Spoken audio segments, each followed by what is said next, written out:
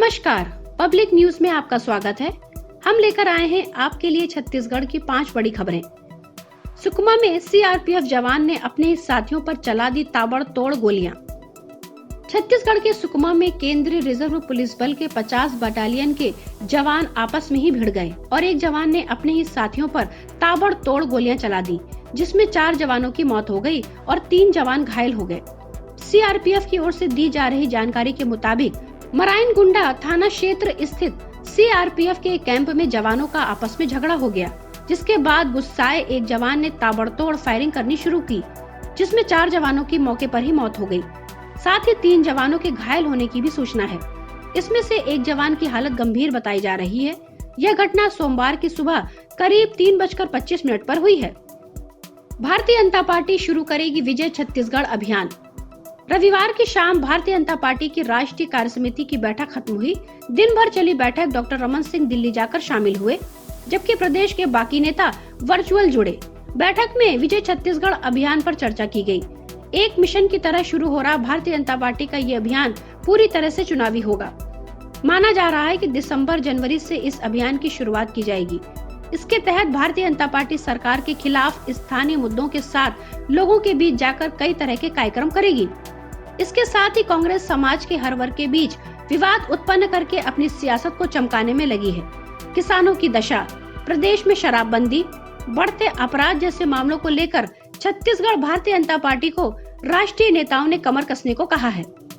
निकाय चुनाव को 10 को प्रदेश कांग्रेस की बैठक। निकाय चुनाव की तारीख घोषित होने के लिए अब कुछ ही दिन शेष हैं। इसे लेकर शासन और प्रशासन दोनों स्तर पर तैयारियां तेज हो गई हैं। कांग्रेस सरकार बनने के बाद पहली बार दुर्ग जिला मुख्यालय में होने वाली प्रदेश कांग्रेस कमेटी की बैठक में निकाय चुनाव का मुद्दा सबसे अहम होगा। इसी बैठक के चलते पीसीसी चीफ मोहन मरकाम दुर्ग पहुंचे और बैठक को लेकर की जा रही तैयारियों का जायजा लिया। इस बैठक के ठीक 2 दिन बाद 12 नवंबर को निर्वाचन आयोग की बैठक रखी गई है। इस बैठक में निकाय चुनाव को लेकर रणनीति तय की जाएगी। दुर्ग में 10 नवंबर को प्रदेश कांग्रेस कमेटी की बैठक बुलाई गई है। इस बैठक में मुख्यमंत्री भूपेश बघेल सहित प्रदेश प्रभारी पीएल पुनिया और 34 जिलों के जिला अध्यक्ष मौजूद रहेंगे। कानन में रजनी की हालत गंभीर। बिलासपुर के अचानक मार टाइगर रिजर्व के जंगल से रेस्क्यू कर लाई गई बाघिन रजनी की तबीयत बिगड़ गई है।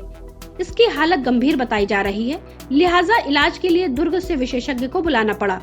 उन्होंने बाघिन का फिजियोथेरेपी कराने का सुझाव दिया। बाघिन अपने पैरों पर खड़ी नहीं हो पा रही थी। रेस्क्यू करके लाई गई बाघिन का कानन पेंडारी में 5 माह से इलाज किया जा रहा है, लेकिन अभी तक वह स्वस्थ नहीं हो पाई है। हैजो प्रबंध ने पशु चिकित्सक से जांच कराया, तब पता चला कि उसके कमर में सूजन है। स्थानीय डॉक्टरों से स्थिति नहीं संभाल पाने के कारण आला अधिकारियों को सूचना दी गई थी।